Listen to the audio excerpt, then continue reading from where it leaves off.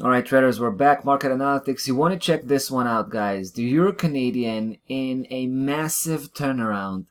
Really one of the most impressive comebacks we've seen in the market in the last probably few weeks or so. And we're really excited about this one. So we wanted to give you a shout out about the Euro Canadian, guys. We're taking a short position here, and it's mostly because it fits the agenda, basically, right? We have an agenda on the Euro Canadian for a long time now. We know that the big picture, we know it by heart, so to speak. You know, it starts from the monthly chart. We have a massive trading range that we've been able to pinpoint with this black system. So we're talking about the trading range that started around the middle of 2015. And we're basically about to land on the lower section here, right? The mid-low key level 43.92 as part of a downside trend that began around February 2018. Now, around February 2018, and I'm marking that spot here, basically what happened was a shift in the direction of the move, right? Up until that point, we were building up here the fourth leg. And then from that point on, price began to build up the fifth leg. Now, it had a pretty strong move on the upside, a pretty strong up move during this month, right? We've seen it push pretty strongly, guys. And you know, it was pretty impressive overshooting. If you take a look here, you can see that we have this purple setup, right? This purple setup basically represents the short-term cycle.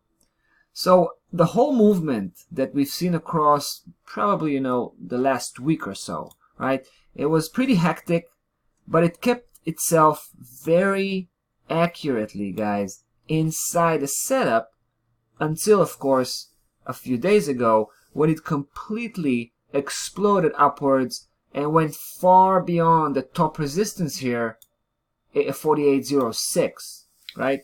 And to be honest, I was under the assumption, I was under the impression that price had left, you know, had completely left the area and it's not gonna come back. But to my astonishment, guys, take a look at this turnaround.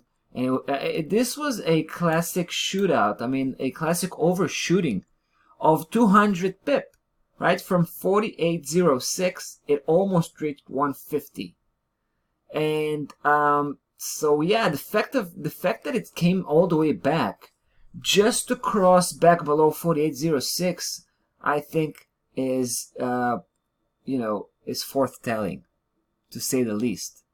You know, it's very it's a strong indication that we're back in the setup, and the setup itself is very much intact and very much valid, which means that we should expect a continuation of this downside move, at least to the lower section of that setup. So we're talking about 46.69, just to name the first price target, guys, because later on, even though price may continue to trade sideways for a while, we feel that it's going to merge with the higher time frame trend, which is coming from above, right? It is a downside trend, as we've seen when we were looking at the monthly chart. So at some point it will break, right? Break below 46.69 as well as 46.04, which is the last line of support here. I'm going to give you, you know, before I'm going to give you a last view on the weekly chart, we should mention the fact that price, our stop loss level, guys, is right now relatively far away at 150, right? Just above that highest high we had a couple of days ago. And there you go. This is the weekly chart, guys. So you can see that huge spike from the weekly perspective, right? And the bar starting to get in. I mean, this is Friday today, right? This is the last trading day of the week. So by the end of the day, we're going to have a weekly close. And I have a pretty strong feeling we're going to have a weekly close right below 48.06 and right in between, right inside the purple setup.